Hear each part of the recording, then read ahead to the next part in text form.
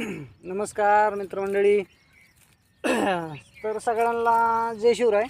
आपण आता काय केलं माहिती आहे का, आपल्याला थोडीशी भांडवलाची कमतरता असल्यामुळं थोड्या भांडवलातनं उत्पन्न म्हणजे त्याला रडत बसायचं नाही की मला नाही, माझ्या भांडवल नाही, मी आता कसं करू. तर थोड्या भांडवलातनं उत्पन्नाचं वाढवायचं कसं हे एक माझ्या डोक्यात आलं होतं. मग त्याच्यानुसार मी थोडंसं त्याच्याप्रमाणे व्हिडिओ बनवतो या.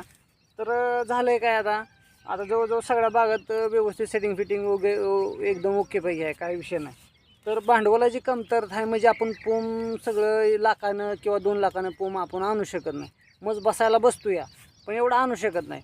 मग त्याला लेबर आली, पुन्हा लावायचा आला, कॅरी बॅग आली, हे सगळा बाकीचा खर्च आपल्या ज्याने पेलत नाही.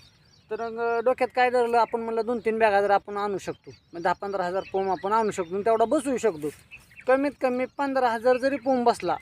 आता मॉलला रेट काय आहे, 38 रुपये रेट आहे. मी म्हणतो आपल्या पेरूला पोम लावून आपला माल काढा येईपर्यंत मी म्हणतो काय थोडासा बाकीचं माल आलं, बाकीची व्यतीत आणू शकते ती.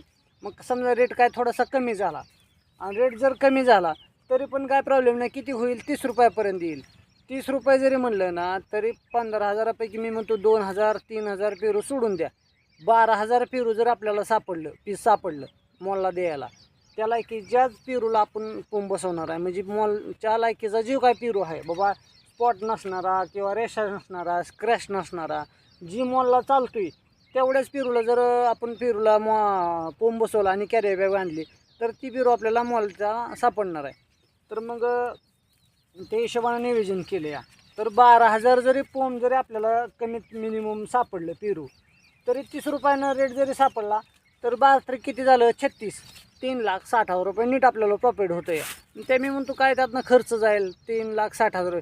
60,000 वरचा सोडून द्या, काय 60,000 बी नाही धरा, 3,20,000च धरा, 40,000 सोडून द्या. तरी बी 3,20,000 म्हणल्यानंतर 20,000 सोडून द्या, 3,00,000 तर प्रॉफिट राहिलं ना. मग त्या 3,00,000च्या डोक्यात काय करायचं की त्यातलं पुन्हा 50,000 पोमला आणि 50,000 वायांना, ही पैसे काढूनच ठेवायचं. आणि ते हिशोबानं पुन्हा मग तर पुढच्या वेळेस जी भर असेल त्यावेळेस मग तर मोठं नियोजन करायचं. मग थोडक्या भांडवलातनं नियोजन कसं करायचं हे एक मला वाटतं, हे असं जर केलं तरी पण सुटेबल पडू शकतं. मग ज्या ठिकाणी बाबा काय मॉल आहेत किंवा ज्या लोकांना आणून देऊ शकते ती किंवा देऊ शकते ती, त्या लोकांनी असं करायला काय अडचण नाही. किंवा प्रत्येक वेळेस भांडवल नाही म्हणून जर रडत बसला तर अवघड गोष्टी आहेत त्या, बरोबर का. तर तुम्ही बी काय करा माहिती आहे का, तुम्हाला अशा नवीन जर गोष्टी काय माझ्याकडून शिकायला म्हणजे असं वाटत असलं बाबा यांच्याकडून शिकाय काय भेटते, तर सबस्क्राईब करत चला की जेणेकरून तुमचा ह्यातनं काय फायदा होत चालेल, बरोबर का.